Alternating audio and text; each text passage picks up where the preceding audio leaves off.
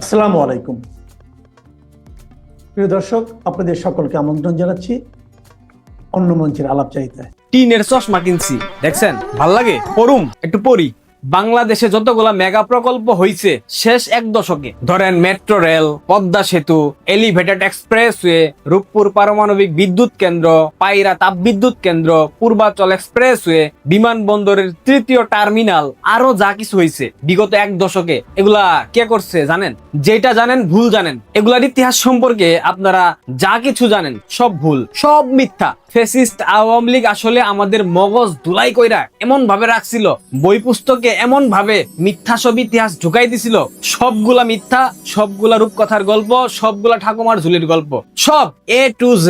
স্বাধীনতার পর বাংলাদেশের ইতিহাস যেভাবে লেখা হয়েছে প্রত্যেকটা ফ্যাসিস্ট সরকার লিখেছে। তৎকালীন সময় বঙ্গবন্ধু লিখেছে স্বাধীনতার পর, এরপর শেখ হাসিনা বঙ্গবন্ধু কন্যা তিনি লিখেছেন। প্রথমে আপনাদের সবাইকে আমার একটা প্রশ্ন, একদম পৃথিবীর শুরু থেকে অর্থাৎ পৃথিবীর সৃষ্টি লগ্ন থেকে এখন পর্যন্ত সবকিছুর কারিগর কে? কে কারিগর জানেন আপনারা? খুঁজেন, উত্তর খুঁজেন, প্রশ্ন করেন, ইতিহাস জানেন। আসেন আমি আপনাদেরকে কিছু ইতিহাস শুনাই। আপনারা জানেন পৃথিবীর প্রথম মানব আদম এবং হাওয়া, তাদের মধ্যে যে প্রেম হয়েছিল এটা কি এমনি এমনি হয়েছে? কি এমনি এমনি হয়েছে?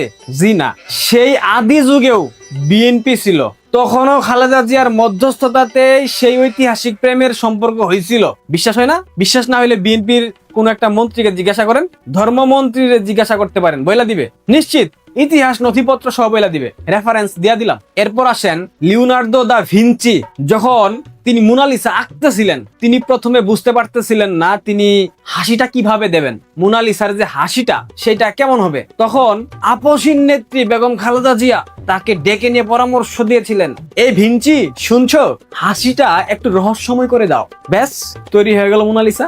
সেই ঐতিহাসিক চিত্রকর্ম। ভিঞ্চি তো শুধুমাত্র তুলি দিয়া আঁকাইছে, তুলিডারে চালাইছে, কিন্তু ব্রেন কার ছিল? আমাদের আপসীন নেত্রী দেশমাতা বেগম খালেদা জিয়ার। তাইলে আসল ক্রেডিট কার? ম্যাডামের। কিনের চশমাটা খুইলা লই, অন্ধকার অন্ধকার লাগতেছে। খালেদা ম্যাডাম যখন প্রথমবার ফ্রান্স সফরে গেছিলেন, তিনি আইফেল রে ডাইকা নিয়া কইছিলেন, আইফেল সাহেব একটা লোহার টাওয়ার বানান তো দেখি, যে উপরে দাঁড়াইলে পুরো প্যারিস শহর দেখা যাইব। যেই কথা ভাই সেই কাজ। ফ্রেডরিক অগাস্ট আর গুস্তাভ আইফেল নির্মাণ কইরা ফেললেন আইফেল টাওয়ার। এটার পরিকল্পনা আমাগো ম্যাডামের ছিল, তাই ক্রেডিট আমাগো ম্যাডামের, ক্রেডিট আমাগো জাতীয়তাবাদী দল বিএনপির। মূলত আইফেল টাওয়ার ছিল বিএনপির মেগা প্রজেক্টের একটা, মেগা প্রকল্পের একটা ছিল আইফেল টাওয়ার। আর স্ট্যাচু অফ লিবার্টি, ওইটা তো ম্যাডামের নির্দেশে বানানো হয়েছে স্বাধীনতার প্রতীক হিসাবে, জানেন না? অথচ ইতিহাসবিদরা আপনারা কি ভুল ভাল বলেন, সব বেমালুন ভুলে গেছেন, চেপে গেছেন। এইসব ঠিক না, বুঝছেন? এগুলা ঠিক না। যার যেটা ক্রেডিট তাকে সেটা দিতে হবে। ইতিহাসের মিথ্যাচার আপনারা কেন করেন? আপনারা ভুলভাল ইতিহাস জানেন।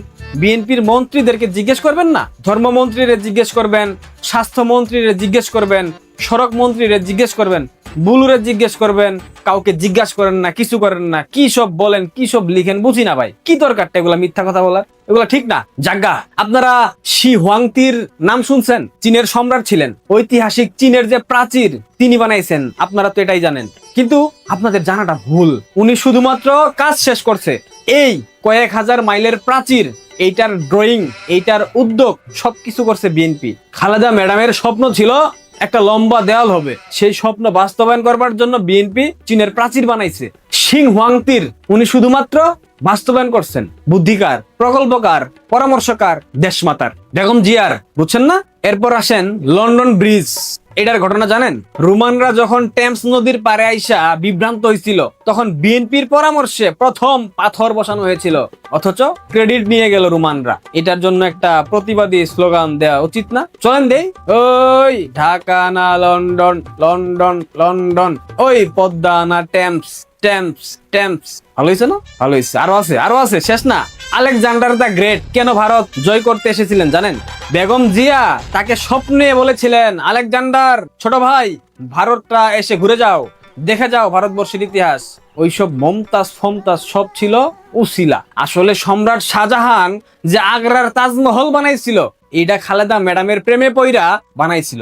ওইসব মমতাজ টমতাজ ওগুলা মূলত খালেদা ম্যাডামের প্রেমে পইরা সম্রাট শাহজাহান তাজমহল বানাইছিল, সেই আগ্রার ঐতিহাসিক তাজমহল।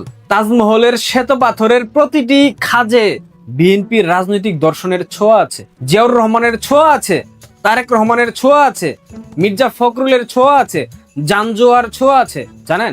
জানেন না? কি জানেন ভাই আপনারা? 1400 শতকের প্রখ্যাত সুফি সাধক এবং কবি আমির খসরু চিনেন? ভুলে আবার বিএনপির অর্থমন্ত্রী আমির খসরুরে ভাইবেন না? উনি না, আমির খসরুর একটা বিখ্যাত গান ছিল সাব তিলক সাব সিনে। এই গানটা সরাসরি খালেদা ম্যাডামের চোখের দিকে তাকাইয়া লেখা। সেই 1400 শতক, তখন খালেদা ম্যাডামের চোখের দিকে তাকাইয়া তিনি বিখ্যাত সুন্দরী ছিলেন, প্রখ্যাত সুফি সাধক আমির খসরু সাহেব, তিনি এই গান লিখেছিলেন, ঐতিহাসিক একটা গান। আপনারা সবাই বলেন 47-এর দেশভাগ, 52-র ভাষা আন্দোলন, 71-এর মুক্তিযুদ্ধ, অমুক করেছে তুমুক করেছে। আরে ভাই, তখন তো খালেদা ম্যাডাম আর বিএনপি আড়াল থেইকা রিমোট কন্ট্রোল করে সব চালাইছে, আপনারা জানেন না? বাংলাদেশে মুক্তিযুদ্ধকালীন যে সরকার হয়েছিল মুজিবনগর সরকার, এটা তো মুজিবনগর সরকার না, এটা তো আওয়ামী লীগ ভুল বলে, এটা তো খালেদানগর সরকার। খালেদা জিয়া পাকিস্তানের সেনা ক্যাম্পে বৈশা এই সরকার চালাইছে। জানেন? কি জানেন আপনারা? উপমহাদেশ থেকে ব্রিটিশদের তাড়ানোর জন্য মাস্টার প্ল্যানটা বিএনপি করছিল, খালেদা ম্যাডামের সিদ্ধান্তে। কিছুই জানেন না আপনারা, অথচ ফ্যাসিস্টরা মানে আওয়ামী লীগরা এতদিন আমাদেরকে শিখিয়েছে অন্য কিছু, সব মিথ্যা। এখন সময় হয়েছে ভাই, চোখটা খুইলা দেখেন, ইতিহাস জানেন, গুজবে কান দেওয়া যাবে না। ফেসবুকে যা দেখেন সব সত্য না, কিন্তু আমি যেগুলা কইলাম এগুলা পূর্বাকাশের চন্দ্রের মতো সত্য, ধ্রুব তারার মতো সত্য। এগুলা শুই না যারা হাততালি দিতেছেন তারা বুঝদার, আর যারা হাসতেছেন তারা হয়তো বা এখনো সত্য হজম করতে পারতেছেন। স্বাভাবিক, হজম না করা বাঙালির স্বভাব তো। অরিজিনাল ইলিশ খাইলে পরে তাদের ফুড পয়জনিং হয়। ফ্যাসিস্ট আওয়ামী লীগের ছড়ানো ইতিহাস থেকে আপনারা বেরিয়ে আসেন, আসল ইতিহাস জানেন, শান্তিতে থাকেন, সুখে থাকেন। আরো একটা আসল ইতিহাস শেষে আপনাদেরকে দেখাই, এটা আমি প্রথম দিকে বলতে ভুলে গেছিলাম। বিএনপির সড়ক পরিবহন মন্ত্রী চান্দাবাজ রবিউল, সে বলছে যমুনা সেতু আমরা করছিলাম, পদ্মা সেতুর উদ্যোগ আমরা নিয়েছিলাম, দেশমাতা নিয়েছিল। ধরো রবিউল ভাই, আপনি কি বলেন না বলেন, পদ্মা সেতু এটা তো ছোট্ট একটা বিষয়, আইফেল টাওয়ার, আগ্রার তাজমহল, এগুলা সব করছেন আপনারা। এই পদ্মা সেতু নিয়ে টানাটানি করেন কি লেগা? দরকার নাই তো। আজকের মতো বিদায়, ভালো থাকেন। বর্তমান প্রধানমন্ত্রী জনাব তারেক রহমান সাহেব অতি সম্প্রতি ঢাকা বিশ্ববিদ্যালয়ে একটি অনুষ্ঠানে বক্তব্য দিয়ে এসেছেন। এটি কোনো সার্বজনীন অনুষ্ঠান ছিল না, না ছাত্রদলের কোনো প্রোগ্রাম, না বিশ্ববিদ্যালয় কর্তৃপক্ষের ঠিক ওইরকম কোনো প্রোগ্রাম, বা সার্বজনীনভাবে তাকে বরণ করে নেওয়ার মতো যে একটা অবস্থা, ওটা হয়নি। আংশিক একটা অনুষ্ঠান হয়েছে, সেখানে তিনি কিছু হৃদয়গ্রাহী বক্তব্য দিয়েছেন, তার শিক্ষামন্ত্রী ছিল এবং ছাত্রদলের যারা নেতৃবৃন্দ ছিল। এই বিষয়গুলি নিয়ে আলোচনা করব। এই ভ্রমণটি আমি প্রথমে বলে নিই, এটি সর্বাঙ্গীন সুন্দর হয়নি এবং এটির যে প্রতিক্রিয়া আগামী রাজনীতিতে নেতিবাচক হবে এবং এতে করে প্রধানমন্ত্রীর যে সম্মান মর্যাদা বাড়েনি। কেন বাড়েনি সেই বিষয়গুলো আলোচনা করব। তার আগে ঢাকা বিশ্ববিদ্যালয়ের প্রেক্ষাপট বলে নিই। এই বিশ্ববিদ্যালয়ে কখনোই আইয়ুব খান ঢুকতে পারেনি, মোহাম্মদ আলী জিন্নাহ এই বিশ্ববিদ্যালয়ে ঢুকে অপমানিত হয়েছেন, লাঞ্ছিত হয়েছেন এবং এই বিশ্ববিদ্যালয়ে তার একটা বক্তব্যকে কেন্দ্র করে 52-র ভাষা আন্দোলন, এই বিশ্ববিদ্যালয়ে কেন্দ্র করে সেই 52-র ভাষা আন্দোলনের পর এই যে রাজনীতির অবস্থা অস্থিতিশীল হলো, ওটা আর পাকিস্তান পুরো জমানাতে নিয়ন্ত্রণ করা যায়নি। ওই বিশ্ববিদ্যালয়ের ক্যাম্পাসের খুব কাছাকাছি গভর্নর হাউস, কিন্তু গভর্নর কখনো টিএসসির ধারে কাছে আসতে পারেনি, না মোনায়েম খান না আজম খান, কেউ পারেননি। ইয়াহিয়া খান, টেক্কা খান, আয়ুব খান কেউ পারেননি। ওই বিশ্ববিদ্যালয় চত্বর, যে চত্বর থেকে বঙ্গবন্ধুর সৃষ্টি হয়েছে, সেই বঙ্গবন্ধু সেই বিশ্ববিদ্যালয়ে প্রধানমন্ত্রী হিসেবে, রাষ্ট্রপতি হিসেবে যেতে পারেননি। প্রোগ্রাম ছিল 15 আগস্ট তারিখে তাকে ঢাকা বিশ্ববিদ্যালয়ে বরণ করে নেবে। তিনি ছিলেন সেই দিন পৃথিবীর সবচেয়ে হ্যাপিয়েস্ট ম্যান, যে বিশ্ববিদ্যালয়ের শিক্ষকরা তাকে গালাগাল করত। যদিও তিনি ওই বিশ্ববিদ্যালয় থেকে আইনি ডিগ্রি নিয়েছিলেন, ওই বিশ্ববিদ্যালয়ের ছাত্র, বিশ্ববিদ্যালয়ের আন্দোলনের অগ্রদূত ছিল, কিন্তু বিশ্ববিদ্যালয়ের যারা জ্ঞানী গুণী পণ্ডিত ছিলেন তারা বলতেন যে এ লেখাপড়া জানে না, অশিক্ষিত, মূর্খ। প্রকাশ্যে এই সমস্ত কথা প্রফেসর আহমেদ শরীফ থেকে শুরু করে অন্যান্য যারা আছেন তারা বলতেন। এটি তার আতে ঘা লাগত। ফলে তিনি ওই বিশ্ববিদ্যালয়ে সম্মানিত হতে চাচ্ছিলেন এবং সেই ডেট 1975 সনের 15 আগস্ট ছিল। কিন্তু তিনি সেটা আর ধারণ করতে পারেন নাই। তো যেটা বলছিলাম যে এর ফলে কি হলো, যে জিয়াউর রহমান সাহেব আসবেন। জিয়াউর রহমান সাহেব ওই বিশ্ববিদ্যালয়ে যাওয়ার চেষ্টা করলেন, গেলেন এবং অপমানিত হয়েছেন, ভীষণভাবে অপমানিত হয়েছেন। এরপরে ছাত্রদল হলো, ছাত্রদলের হাতে অস্ত্র আসলো। এরপরে সেই হিজবুল বাহার নামক একটা জাহাজে করে সেই মেধাবী ছাত্রদেরকে নিয়ে তিনি নৌবিহারে গেলেন। এবং এই যে বিশ্ববিদ্যালয়ে ছাত্রদলের অভিষেক নিয়ে পরবর্তীতে যা কিছু আছে, ওটা বিএনপিকে এখনও সেই যে নিরু অভি এদেরকে রিক্রুট করা, তারপরে সে হিজবুল বাহার বা এরকম একটা যে হজের জন্য তৈরি করা একটা বিলাসবহুল জাহাজ ছিল, সেই জাহাজ বা রাষ্ট্রীয় জাহাজ, সেই জাহাজে করে রাষ্ট্রপতি ঢাকা বিশ্ববিদ্যালয়ের ছাত্র নেতাদেরকে নিয়ে ঘুরছেন, এটা এখনো পর্যন্ত বিএনপির যে গ্লোরিয়াস টাইম, সেই গ্লোরিয়াস টাইমের মধ্যে নেতিবাচক আছে।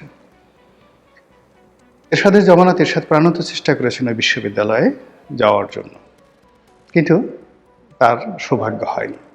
পরবর্তীতে 91 থেকে যে দল ক্ষমতা আসছে সেই দল বিশ্ববিদ্যালয় নিয়ন্ত্রণ করেছে, কিন্তু কোনো প্রধানমন্ত্রীকে ওই বিশ্ববিদ্যালয়ের চত্বর আপন করে নেয়নি। শান্তিপূর্ণভাবে সেই প্রধানমন্ত্রী সেখানে যাবেন এরকম পরিস্থিতি তৈরি হয়নি। কিন্তু এইবার যেটা হলো, সেখানে একটা বিরূপ পরিস্থিতিতে প্রধানমন্ত্রী গেলেন।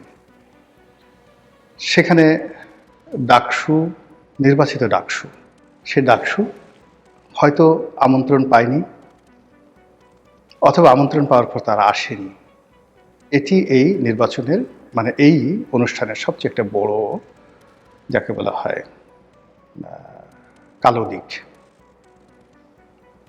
যদি দেশের নির্বাচিত প্রধানমন্ত্রী দেশের সর্বোচ্চ বিদ্যাপীঠের নির্বাচিত নেতৃবৃন্দ তাদেরকে হজম করতে না পারেন, তাদেরকে নিরাপদ মনে করতে না পারেন, তাদেরকে পাশে বসিয়ে কথা বলতে তিনি স্বাচ্ছন্দ্য বোধ না করেন, তাহলে এটা কিসের গণতন্ত্র? যে মামদানি, জোহরান মামদানি, নিউ ইয়র্কের মেয়র, অকথ্য ভাষায় ট্রাম্পকে গালাগালি করল। আবার সময়ের প্রয়োজনে হোয়াইট হাউসে ট্রাম্প এবং মামদানি হাতে হাত ধরে তারা বসলো, কথা বলল। এটাই কালচার। এখন যারা ডাকসুতে আছেন অনেকের ব্যাপারে অনেক আপত্তি আছে, অনেকের ব্যাপারে অনেক ট্রল আছে, কিন্তু একথা সত্য যে ঢাকা বিশ্ববিদ্যালয়ের একটা, যাকে বলা হয়, নির্বাচন ঢাকা বিশ্ববিদ্যালয়ের ইতিহাসের সবচাইতে আলোড়ন সৃষ্টিকারী একটি নির্বাচন। সেই নির্বাচনে যারা বিজয়ী হলেন তারা প্রধানমন্ত্রীর অনুষ্ঠানে নেই। 2 নম্বর হলো যে আগে যারা ডাকসুতে খুব জনপ্রিয় ছিলেন, যেমন আখতারুজ্জামান ছিলেন, মাহমুদুর রহমান মান্না ছিলেন, এমনকি ভিপি নুরুল হক নুরু ছিলেন, তারা তো এখন সরকারি দলে আছে। সবাইকে নিয়ে যদি প্রধানমন্ত্রী অনুষ্ঠানটি করতেন, এটি একটা ইতিহাস তৈরি হতো। কিন্তু সেটি না করে তিনি যেভাবে একটি খণ্ডিত অনুষ্ঠান করলেন, এটি আগামীতে তার জন্য, তার দলের জন্য, ছাত্র দলের জন্য একটা ভালো ফলাফল বয়ে আনবে না। দ্বিতীয়ত হলো, যেখানে ক্লেম করা হচ্ছে যে তিনি ঢাকা বিশ্ববিদ্যালয়ের ছাত্র ছিলেন, কিন্তু তিনি ঢাকা বিশ্ববিদ্যালয়ে ভর্তি হয়েছিলেন ভর্তি পরীক্ষা না দিয়ে। এখানে মোটামুটি বেগম খালেদা জিয়ার অনুরোধে তৎকালীন বিশ্ববিদ্যালয় প্রশাসন বিশেষ সম্মানে, মর্যাদায় জনাব তারেক রহমান সাহেবকে ভর্তি করানো হয়েছিল। তিনি অন্য সাধারণ মানুষের মতো ভর্তি পরীক্ষা দিয়ে এখানে ভর্তি হননি। 2 নম্বর হলে তিনি এখানে ক্লাসে নিয়মিত অন্য ছাত্রের মতো ক্লাস করেছেন, পরীক্ষা দিয়েছেন, এরকম কোনো নজির নেই। ওই বিশ্ববিদ্যালয়ে তার সঙ্গে যারা পড়েছেন কেউ বলতে পারবে না যে এই ক্লাসে আমি আর প্রধানমন্ত্রী পাশাপাশি বসেছি, এরকম কোনো লোক নাই। তবে হ্যাঁ, তিনি ভর্তি হয়েছিলেন ঢাকা বিশ্ববিদ্যালয়ে যে ডিপার্টমেন্টে ভর্তি হয়েছিলেন, সেই ডিপার্টমেন্টে তার 2-4 জন বন্ধুবান্ধব যদি থাকতো, তারা যদি সেই অনুষ্ঠানে স্মৃতিচারণ করতেন যে না ঠিক আছে উনি ভর্তি হয়েছিলেন, ক্লাস করেননি বা একদিন ক্লাস করেছেন, আমার পাশে বসেছিলেন, আজ তিনি প্রধানমন্ত্রী হয়েছেন, আমি খুব গর্বিত, এটা আরও সর্বাঙ্গীন সুন্দর হতো। কিন্তু যখনই কিছু ছেলে, কিছু মেয়ে, কিছু ছাত্র, কিছু ছাত্রী, যেমন রাস্তায় দেখা যাচ্ছে যে তারেক রহমান সাহেব যাচ্ছেন, কিছু একেবারে বালক বালিকা, তারা তারেক রহমান বলে স্লোগান করছে, দেখেই মনে হচ্ছে এটা একটা সাজানো। ঢাকা বিশ্ববিদ্যালয়ে কিছু ছেলে মেয়ে তারা তারেক রহমান সাহেবকে মনে করছেন আমাদের ভাই, আমাদের সতীর্থ, দেখেই মনে হচ্ছে একটা সাজানো জিনিস। এই জিনিসগুলো ভালো হয়নি। আর এটা আসলে উনি যাকে বলা হয় এত বিপুল ভোট পেয়ে, বিপুল সংখ্যাগরিষ্ঠতা নিয়ে মাত্র ৭০ দিন হলো ক্ষমতায় এসেছেন, তার কেন এই অল্প সময়ের মধ্যে ঢাকা বিশ্ববিদ্যালয়ে এই সময়টাতে এভাবে যেতে হবে? পুরো বিশ্ববিদ্যালয়ে তিনি যাবেন, পুরো বিশ্ববিদ্যালয়ে এটা হবে একটা যাকে বলে গণসংবর্ধনা। বিশ্ববিদ্যালয়ে খেলার মাঠে তাকে সংবর্ধনা দেওয়া হবে। এটা একটা যাকে বলা হয় বিশ্ববিদ্যালয়ের সিনেট একটা সিদ্ধান্ত নেবে। সিনেটের এখানে যাকে বলা হয় বিশ্ববিদ্যালয়ের যে কত সুন্দর সুন্দর প্রোগ্রাম আছে, এমনকি বিশ্ববিদ্যালয় তাকে ডক্টরেট ডিগ্রিও দিতে পারত, কোনো সমস্যা ছিল না। ডাকসু তাদের সঙ্গে থাকতে পারতো। এটা এত সুন্দরভাবে সেলিব্রেট করা যেত। সেই সেলিব্রেশন না করে আমরা কেবলই মাত্র একজন নির্বাচিত প্রধানমন্ত্রীকে সেখানে নিয়ে গেলাম। এখন প্রধানমন্ত্রী আগে একটা কথা উনি বলেছেন, আমি এই কথাগুলো মানে পার্সোনালি মানে কাউকে বলা বা ছোট করা বড় করার জন্য নয়। প্রধানমন্ত্রী হলেন একটা ইনস্টিটিউশন, অনেকগুলো মানুষের কম্বিনেশন একজন প্রধানমন্ত্রী। তার ভাষণ লেখার জন্য বহু মানুষ আছে, তার খাদ্য তালিকা পরীক্ষা করার জন্য বহু মানুষ আছে, আরও অনেক কিছু আছে। তো এই জিনিসগুলো আমাদেরকে লক্ষ্য করতে হবে, এই জিনিসগুলো আমাদেরকে লক্ষ্য করতে হবে, এবং যাতে করে আমরা মানে যারা প্রধানমন্ত্রীর আশেপাশে আছি এমন কোনো কাজ করব না যাতে করে প্রধানমন্ত্রীর ইমেজ ক্ষুণ্ণ হয়। প্রধানমন্ত্রীকে বাংলাদেশে আনার আগে তার মা খুব অসুস্থ ছিলেন। সারা দেশ যখন সিসি করছিল যে একই ধরনের সন্তান, এখন তো তার দেশে আসার কোনো সমস্যা নেই। তারপর তার মা অসুস্থ, হাসপাতালে মৃত্যুশয্যায় মানে নিয়ে সারা বাংলাদেশ সেটা নিয়ে কিন্তু সিসি হয়েছিল। তখন তিনি কিন্তু একটা সত্য কথা বলেছিলেন যে বাংলাদেশে আসাটা তার একক সিদ্ধান্তের বিষয় নয়। তার এই সত্য ভাষণ বেশিরভাগ মানুষ পছন্দ করেছিল, অনেকে সমালোচনা করেছিল, কিন্তু বেশিরভাগ মানুষ মনে করেছিল যে এটাই বাস্তবতা। আবার তিনি যখন এলেন তখন সবাই ধরে নিল যে তার পথের বাধাগুলো দূর হয়ে গেছে। আবার তিনি এখন যে রাজপথ দিয়ে যাচ্ছেন, তিনি গাড়ি চালাচ্ছেন, তিনি পথের দুপাশে তাকে যে অভ্যর্থনা জানানোর জন্য দাঁড়াচ্ছেন, পথের মাঝে তাকে গাড়ি থামিয়ে তাকে গাড়ি থেকে নামতে বাধ্য করা হচ্ছে, অনেকের সঙ্গে তিনি সেলফি তুলছেন, অনেক শিশুর আবদার তিনি নিচ্ছেন। এই জিনিসগুলো একজন প্রধানমন্ত্রীর জন্য, একজন তারেক রহমানের জন্য, বিএনপির জন্য কতটা লাভজনক, অথবা এটি আসলে আদৌ দরকার আছে কিনা, বা এই জিনিসগুলো সঠিক কিনা, এই বিষয়গুলো কিন্তু যাকে বলা হয় আমাদের মাথায় রাখতে হবে। খুব যাকে বলে দুঃখ ভারাক্রান্ত, কিন্তু আমাদের ক্ষমতার চেয়ারটা কিন্তু ভালো নয়। আমাদের দেশের প্রথম রাষ্ট্রপতি, প্রথম প্রধানমন্ত্রী বা প্রধানমন্ত্রী পদে যারা আছেন, প্রথম থেকে আপনি চিন্তা করেন, খন্দকার মোশতাক, তাজউদ্দিন আহমদ, বঙ্গবন্ধু শেখ মুজিবুর রহমান, কারো স্বাভাবিক মৃত্যু হয়নি। এরপরে রাষ্ট্রপতি হিসেবে জিয়াউর রহমান, এরশাদ, কারো স্বাভাবিক মৃত্যু হয়নি। প্রধানমন্ত্রী হিসেবে বেগম খালেদা জিয়া এবং শেখ হাসিনা, কারোর ক্ষমতা পরবর্তী জীবন স্বাভাবিক যায়নি। এত কষ্ট, এত অপমান, এত লাঞ্ছনা, এত গঞ্জনা এই প্রধানমন্ত্রীদেরকে এখন মানে খালেদা জিয়াকে শেষ পর্যন্ত তাকে ভোগ করতে হয়েছে, আর শেখ হাসিনাকে এখন করতে হচ্ছে। কাজী মাত্র ৭০ দিনের প্রধানমন্ত্রী, তার জীবন যে একেবারে সম্রাট আকবরের মতো হবে, তার জীবন যে আওরঙ্গজেবের মতো হবে, এটা সম্ভব। তার জন্য নবরত্ন লাগবে, জ্ঞানী গুণী লোক লাগবে, প্রধানমন্ত্রীকে বারণ করার মতো গার্ডস আলা লোক লাগবে যে ইউ ক্যানট ডু ইট, আপনি কাজ করতে পারেন না। জাস্ট আপনি ধরেন বেগম জিয়ার কয়েকজন লোক ছিলেন, যেমন সাইফুর রহমান সাহেব ছিলেন, আমি ব্যক্তিগতভাবে সাইফুর রহমানের একটা কথা বলবো। আর একটা হলো কামাল সিদ্দিকী সাহেব ছিলেন। তো কামাল সিদ্দিকী সাহেব তার চিফ সেক্রেটারি ছিলেন। গাড়িতে বেগম খালেদা জিয়া যখন যেতেন তার পাশে কেউ বসতেন, বেগম জিয়ার অত্যন্ত প্রিয়জন। তিনি একদিন প্রকাশ্যে বললেন যে, ম্যাডাম আপনাকে একটা কথা বলি, আপনি এই রাষ্ট্রের প্রধানমন্ত্রী, কামাল সিদ্দিকী এখনও জীবিত আছেন, আপনি পাশে যাকে বসিয়ে নিয়ে যাতায়াত করেন এটা দেখতে ভালো লাগে না, লোকজন মন্দ বলে। এরপর থেকে সেই লোকটিকে আর তার গাড়িতে উঠতে দেওয়া হয়নি। এই কারণে বেগম জিয়া এত বড় হয়েছেন। সাইফুর রহমানের কথা বলি, সাইফুর রহমানের আন্ডার একটা প্রতিমন্ত্রী ছিল, অনেক দিন হয়ে গেছে, সাইফুর রহমান জানেও না। তো একদিন লিফট দিয়ে নামতেছে, নামার পরে সেই ভদ্রলোক শাহ আবুল হোসেন বোধহয় নাম, সে তাকে সালাম দিল, সাইফুর রহমান সাহেবকে সালাম দিল। দেওয়ার পর সে বললো যে, স্যার, বলে তুমি কে? বলে আমি তো এমপি, অমুক এলাকার এমপি। ও ভালো ভালো ভালো, তা কী করতেছে এখন? বলে, স্যার আমাকে তো মন্ত্রী বানানো হয়েছে। বলে, আরও ভালো আরও ভালো, তো কোন মন্ত্রণালয়ে আসো? তো বলে, স্যার আমি আপনার মন্ত্রণালয়ে আছি। তখন সে বলে, খালেদা জিয়ার যে কী হয়েছে আল্লাহই জানে। এই ছিলেন সাইফুর রহমান। এখন বলেন তো, এই যে সাইফুর রহমান যে সত্য কথা বলতেন, বেগম জিয়ার কাছে কি তার গুরুত্ব কম ছিল? তারেক রহমান সাহেবকে তো তিনি প্রকাশ্য ওই সময়টাতে অনেক কথা বলেছেন যে, যাও তুমি আর তোমার মাই চালাও এই রাষ্ট্র, আমাদের দরকার নেই, আমাদেরকে বাদ দিয়ে দাও। কিন্তু সাইফুর রহমানকে বাদ গেছেন? তিনি তার আপন যোগ্যতা বলে, কর্তৃত্ব বলে তিনি সেখানে ছিলেন। একইভাবে ব্যারিস্টার আব্দুল সালাম তালুকদার, বলেন তো কয়জনকে তালাক মানে মানে তাবেদারি করেছেন?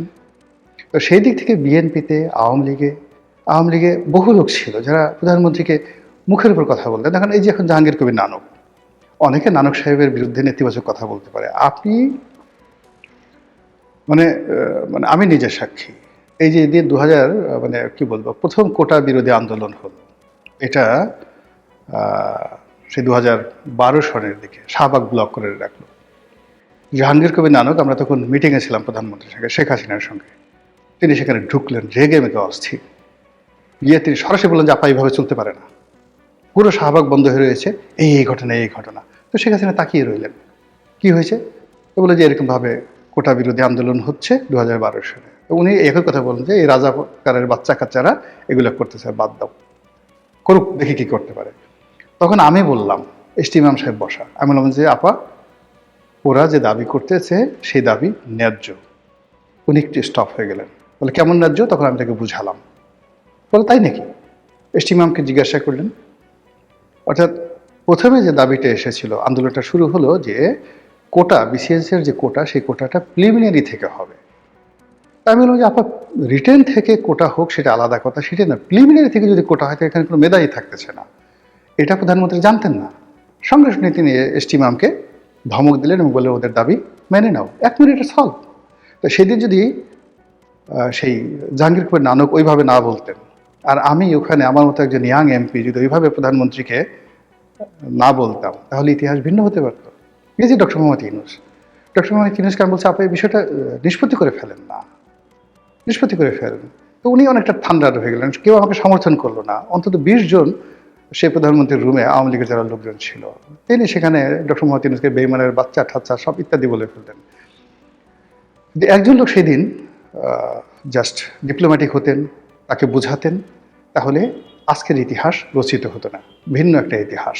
আজ বাংলাদেশ আমেরিকার খপ্পরে পড়েছে, আজ বাংলাদেশ আমেরিকার যে শৃঙ্খলের মধ্যে পড়ে গেছে, এই পরিস্থিতি সেদিন তৈরি হতো না। কাজেই আমি মনে করি যে তারেক রহমান সাহেবের একেবারে মাত্র 70 দিন, আমরা তাকে নিয়ে যে কাজগুলো করছি, যারা সমালোচনা করছি খুব বেশি সমালোচনা করছি, যারা ভয় দেখাচ্ছি বেশি ভয় দেখাচ্ছি, যারা খুব আদর করছি তাকে মহামান্য বানানোর চেষ্টা করছি। তিনি আসলে তারেক রহমান। তার বয়স 60-62 বছর, তার একটা নির্দিষ্ট লেখাপড়া আছে, তার একটা নির্দিষ্ট সফলতা আছে। তিনি ব্যবসা করার চেষ্টা করেছিলেন, লঞ্চ ব্যবসা করার চেষ্টা করেছিলেন, তার বন্ধু গিয়াসউদ্দিন আল মামুনকে নিয়ে তিনি ওয়ান কম্পোজিট দেওয়ার চেষ্টা করেছিলেন, ডান্ডি ডাইং দেওয়ার চেষ্টা করেছিলেন। তার মামার সাথে তার ব্যবসা ছিল সেই যে মার্শাল ডিস্টিলারিজ। এই ব্যবসাগুলো লাভজনক ছিল, তিনি সফল হয়েছিলেন না ব্যর্থ হয়েছিলেন, তিনি একজন ছাত্র ছিলেন, তিনি কেমন ছাত্র ছিলেন, এই বিষয়গুলো নিয়ে আপনি আসলে এগুলো ইতিহাস তো। আপনি রাতারাতি যদি একজন লোককে বলেন যে এই লোক জেব বেফোস, এই লোক ইলন মার্কসের মতো, মানে যাকে বলা হয় সফল, এই মানুষ যাকে বলা হয় সেই বিশ্বের সবচেয়ে সেরা ধনী যে এখন আছেন, একসময় ছিলেন যেটা মাইক্রোসফটের বিল গেটস, তারেক রহমানকে যদি বলা হয় যে বিল গেটসের মতো সফল, তাহলে সবাই বলবে তাহলে ডান্ডি ডাইংয়ের খবর কি, সেখানকার লোনগুলোর খবর কি, সোনালী ব্যাংকে কত টাকা ঋণ ছিল।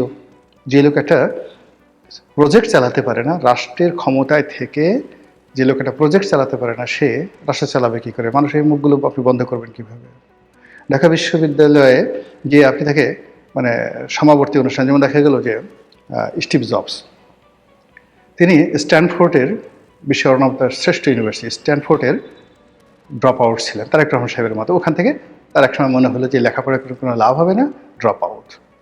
তো সেই স্ট্যানফোর্ড তাকে সেই একটা অনুষ্ঠানে, সমাবর্তী অনুষ্ঠানে থেকে চিফ গেস্ট করলো, এখনও সেটা viral, one of the best speech. তো সেই ক্ষেত্রে স্টিভ জবস, যিনি যাকে বলা হয় অ্যাপেলের প্রতিষ্ঠাতা, তো তিনি কথা বলতে পারেন বিকজ তিনি অ্যাপেলের মতো একটা জিনিস প্রতিষ্ঠা করেছেন। মাইক্রোসফটের প্রতিষ্ঠাতা যিনি এই বিল গেটস, তিনিও ইউনিভার্সিটির ড্রপ আউট, কিন্তু তিনি বলতে পারেন তিনি সফল হয়েছেন, তিনি সফল হয়েছেন। এখন তারেক রহমান সাহেবকে আপনারা যে গ্লোরিফাই করবেন, তার আগে এই জায়গাটাতে দেখেন যে he was the best, he was the best player, he was the best student, he was the best businessman, he was the best politician. এই জিনিসগুলোতে আপনি যতক্ষণ না পর্যন্ত ইতিহাস রচনা করতে না পারবেন, ততক্ষণ পর্যন্ত তো ইতিহাসের কিংবদন্তি কাউকে বানাতে পারবেন না। জিয়াউর রহমানকে পেরেছেন, এর কারণে জিয়াউর রহমান সেনাবাহিনীর প্রধান ছিলেন, উপপ্রধান ছিলেন, পেরেছেন তিনি মুক্তিযুদ্ধে এত সেক্টর কমান্ডার ছিলেন, কারো মুখ দিয়ে তো স্বাধীনতার ঘোষণা বের হয়নি, তিনি পেরেছেন। দেশ যখন ক্রান্তিকালে পড়ে যাচ্ছে, মরে যাচ্ছে, তিনি সেখানে সেই 7ই নভেম্বরের নেতৃত্বে গিয়ে এসেছিলেন সাহস করে। তিনি তো এগুতে নাও পারতেন, কিন্তু এখন জেনারেল ওয়াকারের মতো, জেনারেল আজিজের মতো বসে পায়ের উপর বসে বসে থাকতে পারতেন। তো জেনারেল আজিজ বলেন, জেনারেল ওয়াকার বলেন, আইকেবি, ইকবাল করিম ভূঁইয়া, ক্ষমতা এদের পায়ের কাছে তো গড়াগড়ি করছে, সেনাবাহিনীর অনেক লোক এদের হাতে পায়ে ধরছে, কিন্তু এদের সাহস হয়নি। কিন্তু জিয়াউর রহমানের তো সাহস হয়েছিল, এই জন্য সে কিংবদন্তি। এরপর তিনি রাষ্ট্র ক্ষমতা, মাত্র 3.5 বছরের রাষ্ট্র ক্ষমতা, সব কিছু কোর্স অফ অ্যাকশন চেঞ্জ করে দিয়েছেন, ফলে ইতিহাস তাকে স্মরণ করছে। আগে তারেক রহমানকে কিংবদন্তি বানান, তার অতীতের কোনো কিছু জিনিস নিয়ে তাকে কিংবদন্তি বানাতে পারবে না, কিংবদন্তি বানাতে পারবে না। এখন আজকে থেকে তিনি ক্ষমতায় গ্রহণ করেছেন, আজকে থেকে তিনি ভালো যে কাজগুলো করবেন সেইটাকে দিয়ে আপনি তাকে কিংবদন্তি বানাতে পারবেন। নাটক দিয়ে, সিনেমা দিয়ে আপনি কখনো তাকে বানাতে পারবেন না। তো সেই অর্থে এই যে ঢাকা বিশ্ববিদ্যালয়ের এই জিনিসটি,